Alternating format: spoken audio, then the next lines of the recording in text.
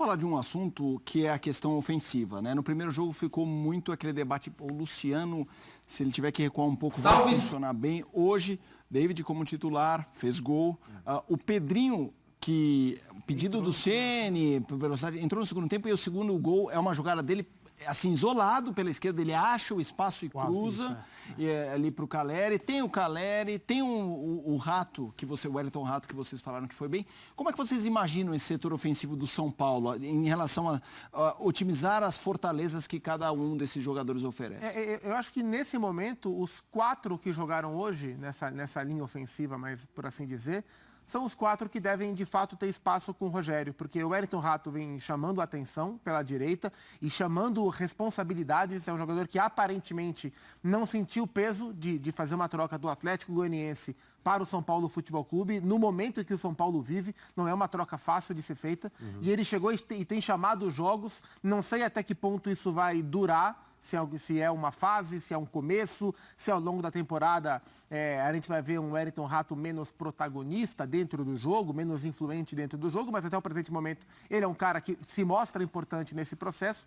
O Calleri é o centroavante do time e hoje especificamente, né, no primeiro tempo em especial, naquele jogo no polo aquático que o São Paulo teve que jogar quando perdia por 1-0, era a bola no Calleri e ele brigando, dando trombada em zagueiro, dando tapa na frente para correr, seja para ir muito isolado, em direção mais à linha de fundo para conseguir o escanteio, porque a bola parada era amiga, né? Bola parada num jogo como esse é uma jogada muito, muito interessante. Então o Calleri é um dos craques do time ali, né? O Luciano não está jogando bem ainda, não fez hoje de novo um grande jogo, mas ele tem essa capacidade de passear por trás do centroavante, de ter que dar um passo atrás para articular um pouco mais o jogo. Ele tem essa possibilidade, né? É uma questão de entrar no ritmo, de pegar o ritmo da temporada e entrar no time. E pela esquerda, o David, ele foi eu nem acho o David um grande jogador, acho o David com algumas limitações técnicas. Na minha visão, até marcar o gol de empate, o David estava sofrendo para, de fato, ser produtivo para o São Paulo. A bola passava mais pelo ataque do outro lado do que pelo David. Geralmente era o Wellington sozinho na esquerda do que propriamente uma associação.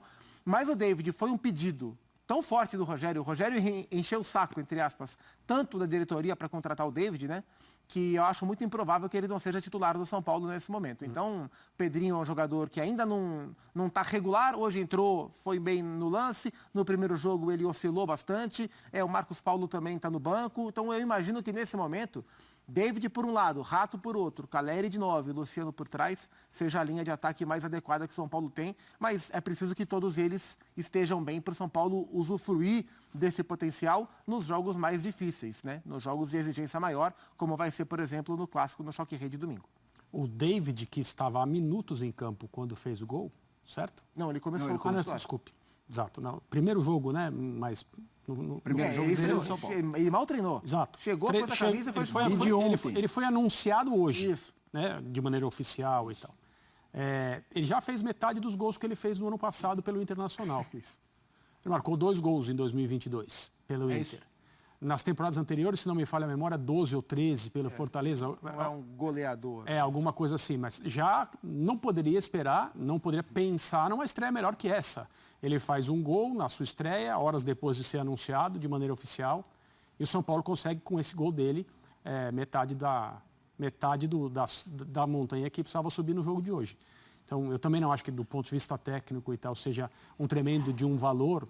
Tem tantos jogadores assim, mas o Rogério o pediu com insistência por algum motivo, né? E tomara que ele possa mostrar por que o técnico que o solicitou tinha tanta vontade de tê-lo no São Paulo. Você trouxe esse assunto aqui, a nossa produção correu e já montou uma tela, comparando o David de 2023 com um jogo no São Paulo com o David de temporada 22. Olha só, o Internacional, 39 jogos, 1.968 minutos, 2 gols. O São Paulo, um jogo, 69 minutos, 1 gol. É aquela coisa, né? E você sabe, você bateu nessa tecla, o Rogério pediu muito confiança.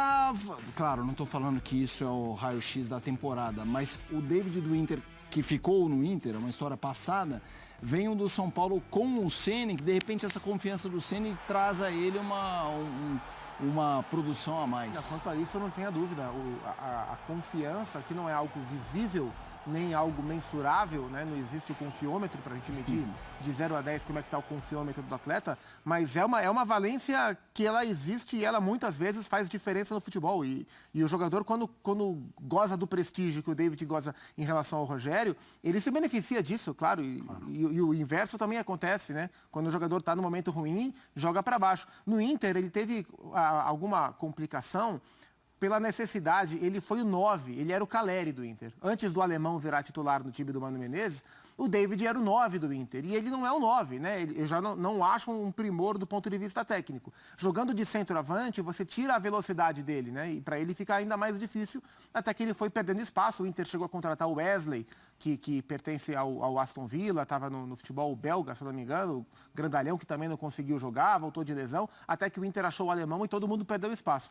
Mas o Rogério gosta muito, o Rogério contou com o David no Fortaleza, e ele é um jogador de mobilidade, um jogador de força e de velocidade, de mobilidade, que pisa bastante a área, mas é um jogador que fica lá dentro guardando posição. A minha impressão é que nas mãos do Rogério ele tende a render mais do que render no Inter e tende a ser um jogador frequentemente escalado pelo time do São Paulo. Assim, olhando pela faixa de campo que ele vai atuar, ele vai mais ou menos ocupar o espaço que o Patrick deixou. O Patrick vinha mais de trás do que o David, mas chegava também à frente. Mas é aquele lado esquerdo que o Patrick ocupou bem, na minha visão, foi embora, e o David é um jogador que o Rogério gosta mais e de maneira mais agressiva vai ocupar esse espaço. Vamos dar um pulo no palco do jogo, vamos para Araraquara, acionar o nosso repórter que está por lá, o Eduardo Afonso, para trazer as informações, as impressões, esse novo São Paulo, novidades, caras novas que estrearam. Edu, vai que é sua. Boa noite para você, Edu Afonso.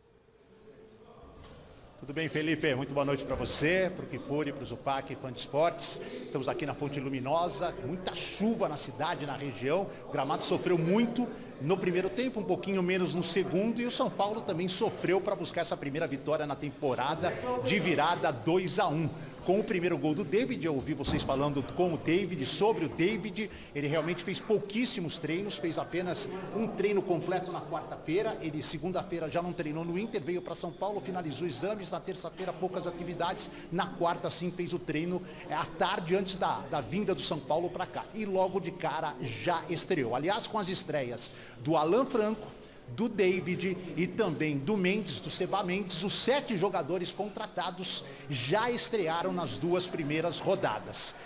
Faltam os 2 que retornaram de empréstimo. O Lisieiro, mais uma vez, hoje ficou no banco, não entrou. O Orejuela foi cortado, porque o São Paulo agora, além da montagem do time, o Rogério tem uma preocupação em definir 5 dos 8 estrangeiros para cada partida. Hoje ficaram de fora o Arboleda. Vamos lembrar que o Arboleda teve uma lesão muito grave, mesmo tendo ido à Copa, não jogou, então ele estreou contra o Ituano, hoje descansou para a estreia do Alan Franco. O Orejuela hoje foi cortado do banco e pelo segundo jogo seguido, o Gabriel Neves ficou fora do banco, ele que renovou o contrato com o São Paulo por 3 temporadas, era um desejo da torcida, da comissão técnica, da diretoria, mas os 2 primeiros jogos ele não foi relacionado. Talvez tenha chance contra o Palmeiras, porque um dos volantes, o Pablo Maia, foi expulso no segundo tempo, já vai cumprir automática no clássico de domingo. Aliás, a sequência do São Paulo, se vocês me permitem incluir a Portuguesa mais pela história do que pela realidade, 3 clássicos seguidos. O Palmeiras domingo fora, a Portuguesa quinta que vem no estádio do Morumbi e o Corinthians no outro final de semana também no Morumbi. É essa a sequência do São Paulo depois de empatar com o Ituano e manter o tabu aqui agora de 8 partidas com 5 vitórias e 3 empates há 27 anos, desde 8 de junho de 95, com Telê de técnico e com Rogério Ceni no gol, o São Paulo não é derrotado pela Ferroviária e o tabu foi mantido com uma virada no finalzinho com o gol do Galo. Rogério Ceni pediu reforços. Rogério Ceni teve 7 reforços para essa temporada. David, que foi um pedido dele, entrou ontem, mal foi apresentado, mal foi anunciado e ele já estava em campo fazendo gol, um gol inclusive, né? Um gol importante de empate que deu ali o caminho da vitória do São Paulo. Jackson Mendes foi eleito o craque da partida. Falou que quer manter esse ritmo, que já está se sentindo adaptado no São Paulo. Ou seja, a gente tem reforços que o São Paulo contratou, trazendo algo já logo de início, né? Logo de cara, logo em suas estreias. David e Mendes mostrando que querem jogar no São Paulo e querem ser jogadores importantes no clube. Ou seja, o São Paulo tem reforços importantes, porém o Rogério Ceni na entrevista falou, olha, precisa de um lateral esquerdo urgente. O Lisieiro, que é o jogador que está ali quebrando o galho, né, como reserva do Wellington, não é esse jogador que tem essa característica, ele é volante. Então o Rogério quer um jogador para a lateral esquerda para ser o reserva do Wellington e até um jogador com características um pouco diferentes do Wellington para você poder montar o teu time conforme o teu adversário. O São Paulo sabe desse desejo do Rogério, aliás, o Rogério também tem o desejo de ter mais um jogador de velocidade, né, para você ter opções ali. Bem que o Pedrinho entrou ontem, também fez a diferença. No entendimento da comissão técnica, o Pedrinho é bom 1 contra 1 e é um jogador que tem a velocidade, mas não dá tanta profundidade. Isso aí é uma coisa que a comissão técnica vai ter que trabalhar com o Pedrinho nos treinamentos. Qual vai ser o critério do São Paulo? Qual vai ser o modelo do São Paulo de negócio para trazer, para atender o Rogério Ceni? Primeiro que a diretoria sabe, né, desse desejo do Rogério, não foi nenhuma surpresa para a diretoria a fala do Rogério ontem na entrevista coletiva, falando exatamente, pedindo, né, esse lateral esquerdo com urgência. Então, assim, a direção, ao mesmo tempo, não vai sair correndo para contratar qualquer jogador, né? Foi isso que me disseram, foi isso que me garantiram. São Paulo vai dentro do seu tempo. E o tempo do São Paulo é critério e grana. Qual o critério? O critério não é sair contratando um jogador que, de repente, só para você ter um lateral esquerdo, beleza, já não tem mais problema. Não, São Paulo não quer ter esse tipo de problema. Fazer contrato com algum jogador que, de repente, não é o perfil do elenco, que não é o perfil de jogador que o São Paulo está tentando montar hoje no clube, com as contratações que estão vindo e com os jogadores que tiveram os seus contratos renovados. Aí, no caso, vamos citar o Rafinha para citar perfil de elenco. O São Paulo vai na questão também financeira, não vai fazer nenhum tipo de loucura, né, de gastar o que não tem. Aliás, o São Paulo não esperava gastar pelo empréstimo com o David, foi um dinheiro que estava fora do planejado para os reforços, ou seja, o São Paulo vai adotar um critério. Por mais que o Rogério peça, por mais que o Rogério diga na entrevista coletiva que é urgente, aquela coisa toda, a diretoria do São Paulo me garante que não vai sair atendendo só porque o Rogério pediu publicamente aquela coisa toda. Pelo menos para mim, assim, o que me disseram, né, o que me mandaram de mensagem é que não existe nenhum tipo de problema em relação ao Rogério falar que é urgente e a diretoria atender dentro do tempo que precisa ser para que essa contratação aconteça. São Paulo vai contratar? Vai contratar. São Paulo vai contratar um lateral esquerdo, só que de repente pode ser que não seja nessa janela, por todos esses motivos que eu estou aqui falando nesse vídeo para vocês. Mas, claro, atento ao mercado, atento às oportunidades. O São Paulo vai mapear, o São Paulo está procurando, está olhando oportunidades, mas tem que ser dentro daqueles critérios que eu acabei de falar para vocês.